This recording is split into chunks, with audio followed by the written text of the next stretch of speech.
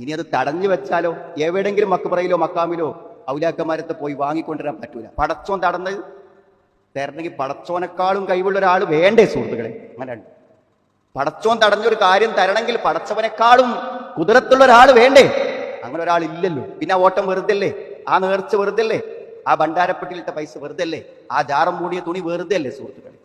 അള്ള തടഞ്ഞു വെച്ചത് വാങ്ങിത്തരാൻ കഴിയുന്നവരാണോ ആ മരണപ്പെട്ടു പോയ ദുർബലർ? വമാ യുംസികു ഫലാ മുർസില ലഹു.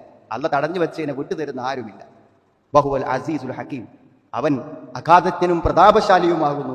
അപ്പോ നമുക്ക് എന്തേ മാർഗമുള്ളൂ? കൊടുക്കും തടയും ഒക്കെ ചെയ്യണ പടച്ചുണ്ടല്ലോ, ആ പടച്ച തമ്പുരാനിലേക്ക് അടുക്കുക, അവനേറ്റവും പ്രിയപ്പെട്ടവനാവുക.